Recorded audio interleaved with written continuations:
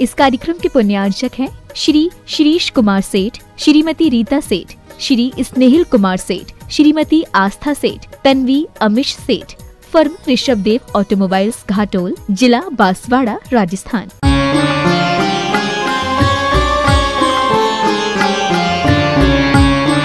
आचार्य श्री ने एक सूत्र दिया था, कलौ एकता बलम, कली काल में एकता ही बल है। बोलते हैं बंद मुट्ठी लाख की, खुल गई तो खाक की, नहीं तो राख की। आचार्य श्री बोलते हैं कि एकता जगी, एक ताजगी आई, मिलके रहो। एकता जगी, एकता जगी, एक ताजगी है ना, हाँ, एक ताजगी आई, मिलके रहो। तो जैसे छोटे छोटे वृक्ष होते हैं, आंधी तूफान आता है तो झुक जाते हैं और फिर खड़े हो जाते हैं। जो बड़े पेड़ होते हैं जो अक्खड़ बने रहते हैं वो गिर जाते हैं। तो इसी प्रकार से परस्पर कोई भारत का नक्शा बना सकता है क्या? एक लड़का आया और उसने छोटे छोटे टुकड़े जोड़े और भारत का नक्शा तैयार हो गया। उन्होंने पूछा उस लड़के से कि तुमने भारत का नक्शा कैसे बना लिया टुकड़ों को जोड़ के? उस लड़के ने जवाब दिया कि जो नक्शे के टुकड़े थे उनके पीछे एक आदमी का चित्र बना हुआ था, मैंने उसको जोड़ा तो भारत का नक्शा तैयार हो गया। इसी प्रकार से जब मानवता आ जाती है तो वह भारत के रूप में उभर कर सामने आती है। तो इस प्रकार से यदि हम विभिन्न धर्म संप्रदाय या वर्ग में विभक्त न हो, एक दूसरे को देश बंधु के रूप में देखें तो हमारा राष्ट्र उन्नति के शीर्ष सोपान पर खड़ा होगा, एक महाशक्ति के रूप में। आज विभिन्न धर्मों में तो बटे हैं, जातिवाद सबसे बड़ा एक शत्रु है। इसके कारण अभी पुराने लोगों ने बंटवारा किया तो बंटवारा आज तक चला आ रहा है। ठीक है, सब अपने अपने मंदिरों में पूजन करें, ये जरूरी है, अपनी वेदी में करें, लेकिन मिलकर तो करें, मिलकर तो रहें, क्योंकि पंचम काल है। वैसे ही तो इतने कम लोग बचे हैं, जनसंख्या कितनी थी वो कितने बचे हैं। और ये आचार्य श्री ने बोला था कि 3 संतानें होना चाहिए, एक देश के लिए, एक समाज के लिए, एक अपने लिए। और कोई तो बोलता है कि 4 होना चाहिए। ये जो राष्ट्रीय नीति चली हम दो हमारे दो, ये गलत है। पहले चाहे आचार्य श्री का परिवार हो या और भी जो पुराने परिवार हैं उनसे पूछो, कितने सारे लोग रहते थे, सब अपने अपने पुण्य से आते हैं और पुण्य से काम करते हैं। पुण्य नहीं होता, एक व्यक्ति भी होगा तो भी उसका कुछ नहीं हो पाएगा, और ज़्यादा भी होंगे तो सब अपने अपने हिसाब से कर लेते हैं। क्योंकि ऐसे ही अगर स्थिति रही, अभिषेक कौन करेगा भगवान का, कौन पूजन करेगा? क्योंकि इतनी सारी प्रतिमाएं प्रतिष्ठित होती चली जा रही हैं, मंदिर बनते चले जा रहे हैं। आज फिर भी कई स्थानों पर युवा वर्ग अच्छे से अभिषेक आदि के लिए आते हैं। पहले के ज़माने में हम सुनते हैं, देखते थे, वृद्ध लोग ही बस पूजन करके चले जाते थे, युवा लोग आते ही नहीं थे। ये तो आज का ऐसा युग है कि बहुत लोग अभिषेक करने लगे, पूजन करने लगे। तो आगे चलकर क्या होगा? पूरी रिश्तेदारी खत्म होती जाएंगी। जितने रिश्ते हैं ना, कौन कौन से रिश्ते होते वो समझ गए, सबको मालूम है, बताने की जरूरत नहीं। क्योंकि ऐसे ही परिवार धीरे धीरे, अब कोई वाहन से जा रहा है, पूरा परिवार है, उसमें एक्सीडेंट हो गया, अब पूरा परिवार ही नष्ट हो गया। इसलिए कहीं भी यात्रा करने जाओ तो एक साथ नहीं जाना चाहिए, गलत है आप लोगों की। क्योंकि ऐसी कोई घटना घट गई तो पूरा परिवार चले, इसलिए शिफ्ट बाई शिफ्ट चले गए तो ठीक है। फिर तो कर्म का उदय है, वो बात अलग है। कई लोग बोलते हैं कि अरे कुछ नहीं होगा, क्या होना है, लेकिन घटना दुर्घटना से कोई बच नहीं सकता, कब किसके साथ क्या घटना घट जाए। तो इसी प्रकार से टूटे हुए रिश्तों को जोड़ने का तरीका बताता है यह प्रसंग कि जीवन में टूटे हुए इंसानों और टूटे हुए दिलों को जोड़ने की कला का नाम ही धर्म है। धर्म क्या सिखाता है कि हम कैसे आपस में मिल करके, इसलिए तो मंदिर एक बनाया जाता है कि जिसमें लोग आकर सामूहिक रूप से पूजन अर्चना अनुष्ठान करें। अपने घर में तो सब रहते हैं, घर में जिसको जो करना, खाना पीना सोना जो करना करो, लेकिन मंदिर में मिल करके आते हैं, पूजन करते हैं। लेकिन पूजन ऐसे भी नहीं करना कि एक दूसरे को डिस्टर्ब हो। हमने बताया था ना कि कोई भी अगर व्यक्ति आता है तो उसको सिखाना चाहिए, है ना। पूजन आहार नहीं देना जानता है, जैसे छोटे बच्चे रहते हैं। अब सब लोग बोलते एक साथ, वो घबरा जाता बेचारा, है ना। छोटा बच्चा है इतना और तुम लोग सब बोलते एक साथ, उसको अच्छे से पकड़ाओ चम्मच, बेटा दो, सीखेगा वो। तो इधर का जो महिला वर्ग है वो लगता ही नहीं है, ऐसे लगता है जैसे वो पीहर में रहते ना जैसे तो फिर भी अच्छी परंपरा है कि लगता नहीं है वैसा।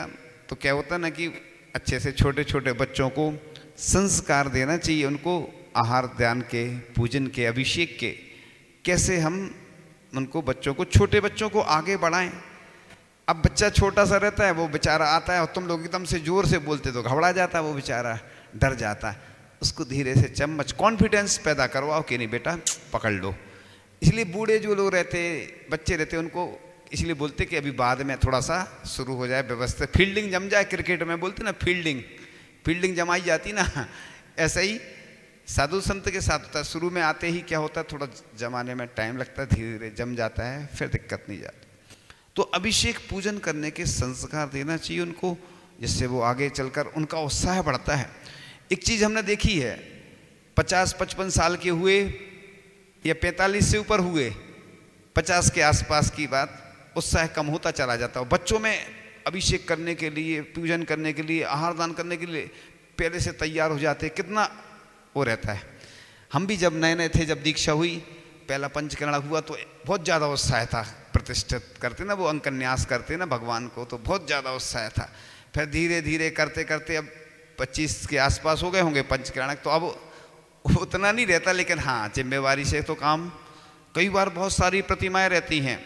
कुंडलपुर में ऐसे ही हुआ, बहुत सारी प्रतिमाएं थी, स्वास्थ्य भी अनुकूल नहीं था और बहुत सारी प्रतिमाएं थी, तो बहुत सारी मेहनत होती गई। उस दिन आचार्य ऋषि भी नहीं आए और बहुत सारे साधु नहीं आए। तो ऐसा भी कई बार हो जाता है, प्रतिमाएं ज़्यादा रहती हैं और साधु कम रहते हैं, तो क्रियाएं तो पूरी करना है। इसी प्रकार से तो सच्चे इंसान का कार्य तो सुई धागे जैसा होता है, कैंची जैसा नहीं। कैंची क्या करती है, काटती है। सुई क्या करती है, जोड़ती है। तो अपन कैंची नहीं सुई बनो, ऐसा बोलते ना। तो मेरी दृष्टि में जो समाज को जोड़ता है वही संचय। हम लोग इसलिए ज़्यादा बोलना पड़ता है, कई बार किसी को डांटना पड़ता है कि भैया, अब कोई व्यक्ति गंदोदक की बाल्टी जमीन में रख दे तो हमने फिर समझाया कि देखो ये ठीक नहीं है। 3 लोग के नाथ का गंदोदक हमने बताई थी महिमा एक बार, कितना पवित्र होता भगवान का, और जमीन में कोई रख दे। तो ऐसी चीज़ों को तो बताना पड़ेगा, लोग नहीं तो अज्ञानता बस करते रहते हैं। अगर हमारे द्वारा कई बार गलती से हाथ लग गया और गिर जाए गंदोदक, तो हमें बहुत अंदर दुख होता है बहुत ज़्यादा कि बताओ भगवान का गंदोदक गिर गया, और मन में आता है प्रायश्चित लेना है, पर दुख होता है। और व्यक्ति जानबूझ के गलती करे तो फिर क्या करें। और एक बार नहीं, कई बार टोकने पर ऐसे कई गलतियां लोग करते रहते हैं, तो टोकना जरूरी है। देखो, अपन किसी को मार तो रहे नहीं है, लेकिन बताना तो जरूरी है। हो सकता है उसको ध्यान नहीं रहे, इसीलिए जो भी क्रियाएं की जाती हैं, सिखाने का प्रयास होना चाहिए और सीखने का प्रयास होना चाहिए। अब जिनवाणी रहती ना, पहले के लोग जिनवाणी को सिर पर रख के लाते थे, कितने उसके साथ विनय रहती थी कितनी। और अब खूब सारी पुस्तकें प्रिंट होने लगी, सुविधा हो गई, तो कहीं भी रख देते हैं। कई लोग तो चप्पल पहन के भी जाते हैं और लेते, घर जाएंगे लेके, अरे पॉलिथीन आदि में रख लो तो भी ठीक है। इसलिए तो सिद्धांत ग्रंथों को मना है छूने का, महिलाओं को, पुरुषों को। सिर्फ महाराज जी पृच्छीधारी हैं, जो त्यागी व्रती हैं, प्रतिमाधारी, उनको पढ़ने का अधिकार दिया है, क्योंकि महान ग्रंथ हैं। जिस प्रकार से वेदी के अंदर महिलाओं आदि को प्रवेश नहीं होता है, शुद्धि का ध्यान रखा जाता है। ऐसी भगवान के साथ जो शुद्धि रखी जाती है वही सिद्धांत ग्रंथ, जो जय धबला, धबला और महाबंद ऐसे सिद्धांत ग्रंथों को उच्च स्थान पर विराजमान करके, जिसमें लोग उनको स्पर्श भी नहीं करें। जो आम वस्त्र रहते हैं ना, जो शुद्धि के अलावा, जो धोती शुद्धि की रहती है, उसके अलावा कोई स्पर्श नहीं कर सकता। महान ग्रंथ हैं वो, इसलिए तो ये महिमा बताई जाती है। महाराज जी ने बताई थी ना कि ताम्र पत्र, स्वर्ण पत्र, रजत पत्र ऐसे, क्योंकि अपन तो चले जाएंगे लेकिन कम से कम हमारे जो ग्रंथ हैं वो सुरक्षित रहेंगे। जब भी कहीं खुदाई होती है तो ताम्र पत्र निकलते हैं। क्यों निकलते? वो उस लिखा रहता। कागज तो उम्र ज़्यादा होती नहीं है, इसीलिए अपन को ये सब चीज़ें ध्यान रखते हुए हर कार्य करना चाहिए। क्या है, लोगों की आदत रहती है इस कान से सुना, अब हमें क्या, हमें ने ठेका ले लिया। लोग ये सोचते ना हमें क्या करना, हम नहीं करेंगे तो क्या होने वाला। लेकिन यही तो अंतर होता है। देखो, साधु के अंदर ये भावना होती है कि सबका कल्याण हो, हमारी देव सहज गुरु, हमारी जिनवाणी माँ सुरक्षित रहे, हमारे संस्कार सुरक्षित रहें। लेकिन आम व्यक्ति को बस चिंता रहती हमारा पैसा सुरक्षित रहे, हमारे बच्चे सुरक्षित रहें तो उसको कोई से मतलब नहीं रहता। आम आदमी तो बस ये सोचता हमारा परिवार, हमारी कार, हमारी सरकार, हमारी दुकान, हमारा मकान, बस उससे ज़्यादा उसका दायरा नहीं रहता। लेकिन संत के अंदर भावना रहती है कि ये सब जितने लोग हैं हमारा सब परिवार है। एक माँ छोड़ते हैं तो 108 माँ तैयार होती हैं, और एक घर छोड़ते हैं तो 1008 घर तैयार हो जाते हैं प्रगान करने के लिए। हमारे घर में साधुओं के चरण पड़ जाएं। जब जो घर छोड़ता है उसकी पूरी दुनिया हो जाती है, और जो एक घर में रहता है उसका एक घर तक ही सीमित रहता है, या जितने भी जिसके घर होंगे मान लो उतने घर तक सीमित, उतनी एक ही माँ उसकी। इधर तो जितनी सब आती है माँ, जितनी ज़्यादा उम्र में हैं मुसम्मा हैं, बहन हैं, है ना, बेटी के समान हैं। तो इसलिए लोग साधु संतों को अपना बना लेते, अपने हृदय में बिठा लेते हैं। तो एकता से हमारा अस्तित्व कायम रहता है, विभाजन से हमारा पतन होता है। जब तक जीव मात्र के साथ एकता महसूस ना हो तब तक प्रार्थना, उपवास, जब तब सब ढोंगी बातें हैं। तो इसीलिए जब भी बिहार होता है, कौन काम में आते हैं? युवा आते हैं, है ना। जब भी आहार, बिहार और निहार, तीन में कौन आते हैं? युवा। तो युवाओं को क्यों जगाया जाता है? क्योंकि आज भारत में सबसे ज़्यादा युवा शक्ति है, युवा ही काम में आते हैं। इसलिए भावना बनी तो ऐसा रखा गया कि 17 सितंबर को पर्यूषण के पहले पूरे युवा आएँ और उनको ऊर्जा प्रदान की जाए। किस प्रकार से हमारे धर्म की रक्षा हो, किस प्रकार से हमारी जो संस्कृति पर विपत्तियाँ आ रही हैं, हमारे तीर्थों पर, हमारे मंदिरों पर जो भी समस्या आ रही हैं, कैसे उनको मैनेजमेंट सिखाया जाए, किस प्रकार से उनको ऐसी बातें बताई जाएं, चिंतन मनन किया जाए, जिससे हमारा धर्म सुरक्षित रहे। क्योंकि आज बहुत सारी ऐसी स्थितियां, परिस्थितियां बदल रही हैं, उनके अनुसार हमें अब जागृत होने की आवश्यकता है। कुछ को तुम जगाओ, कुछ को हम जगाएंगे, कुछ अंधेरा तुम मिटाओ, कुछ अंधेरा हम मिटाएंगे। क्योंकि बहुत सारी ऐसी परिस्थितियां, आने वाली घटनाएं ऐसी हो रही हैं कि जिन पर अगर हम मौन रहेंगे तो आगे और भी ऐसी घटनाएं घटित होती चली जाएंगी। तो इस प्रकार से भारत है गुरुपूर्ण विश्व का, मानवता का पाठ पढ़ाता है, मानवता का दीप जलाकर नफरत दूर भगाता है। एक बार देखा कि बंदरों का झुंड था जो आपस में लड़ रहे थे। यह देखकर मुझसे रहा नहीं गया और पूछ लिया कि भाई आप लोग आपस में इतना क्यों लड़ते हो? तो एक बंदर ने उत्तर दिया, सुनो भले मानव, हम बंदर आपस में तो लड़ते झगड़ते हैं, लेकिन कोई अन्य जाति का जानवर, पशु पक्षी या आप जैसा मानव हमारे किसी बंदर को मारने या परेशान करने आता है तो हम लोग इकट्ठे होकर के उसको पछाड़ देते हैं या उसका जैसा भी प्रतिकार करते हैं। तो लेकिन हमारे अंदर ऐसा नहीं होता है। तो उसने कहा आप लोगों की प्रीति दिखावटी है, लेकिन हमारा प्रेम दिखावटी नहीं हो सकता। आज भी हम एक हैं, एक थे और एक रहेंगे और आपस में हमेशा लड़ते झगड़ते रहेंगे। क्यों साथियों? बंदर ने कहा, एक बंदर ने कहा तो सब उन्होंने कहा, जितने बंदर थे हाँ हाँ हाँ, मतलब समर्थन किया कि कोई भी अगर दूसरा जानवर आएगा तो हम सब इकट्ठे हो जाते, आपस में तो लड़ते झगड़ते रहेंगे, ऐसे ही हमारे अंदर भी होना चाहिए। तो हे बुद्धिमान, तेरी दशा देखकर रोना आता है, लेकिन क्या करूं, उसमें मेरा भी नाम आता है। समाज पैसे की ताकत से नहीं बल्कि संगठन की शक्ति से उन्नति करती है। पानी वहीं टिकेगा जहां ढलान नहीं है, सुख वही रहेगा जहां तनाव नहीं है। मंदिर मस्जिद में जाकर भक्त बनने वालों, धर्म वही फलेगा जहां आपसी दुराव नहीं। तो इस प्रकार से एक और उदाहरण आता है कि भारत में आचार्य ऋषि ने भी एक बार प्रवचन में कहा था, भारत में भले अंदर महाभारत हो लेकिन बाहर भारत एक हो। भारत और महाभारत, महाभारत होती सब जानते ना, हाँ महाभारत, तो भारत एक रहना चाहिए भले ही। एक प्रकार इसी प्रकार से एक और उदाहरण बहुत अच्छा आता है। एक बार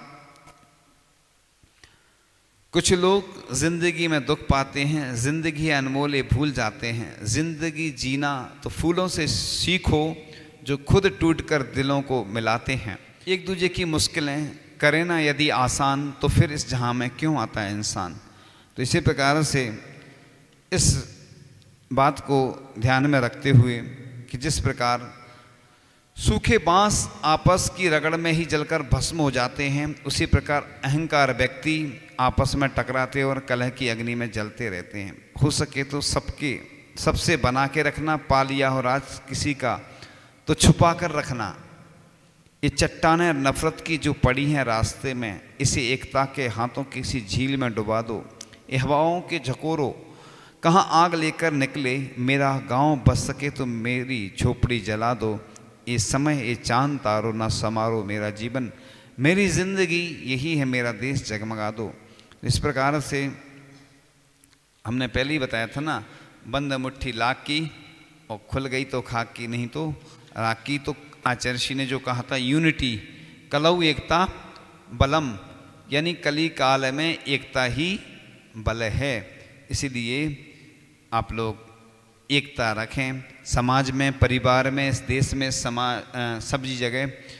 जब तक अपन एकता का परिचय देंगे कोई काम, कमियां तो सब में रहती हैं कि कई बार मैचिंग नहीं मिल पाती है। बहुत ब्लड किसी का B1 है, किसी का O1 O2 क्या क्या रहते हैं ना ये, तो मैचिंग नहीं मिलती है। इस प्रकार से खून का रास्ता होता है। तो आप सभी एकता जगी एकता जगी आई मिलकर रहो। इस दृष्टांत को ध्यान में रखते हुए एकता की ओर कदम बढ़ाएं, आपका जीवन अच्छा बने। इन्हीं भावनाओं के साथ सुंदर सा भजन। बैराग छाव गुरु की सुख नाव देती, जो बैठते शरण में शिव गाँव देती। हे नाथ आप सबके भगवान स्वामी, त्रिकाल में गुरु सदा तुमको नमामि। पूज्य नाम अपने गुरुवर का प्राणों से ही प्यारा है। गुरु दर्शन सब काम बनाता, सबका यही सहारा है। दीप जले हैं, फूल खिले हैं, भले भले गुरुदेव मिले। पदरज गुरु की शीस चढ़े तो चंदन बन कर भाग खिले।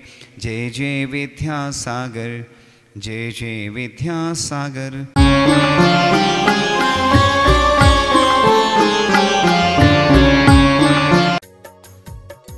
इस कार्यक्रम के पुण्यार्चक थे श्री श्रीश कुमार सेठ, श्रीमती रीता सेठ, श्री स्नेहिल कुमार सेठ, श्रीमती आस्था सेठ, तन्वी अमिश सेठ। फर्म ऋषभदेव ऑटोमोबाइल्स, घाटोल, जिला बांसवाड़ा, राजस्थान।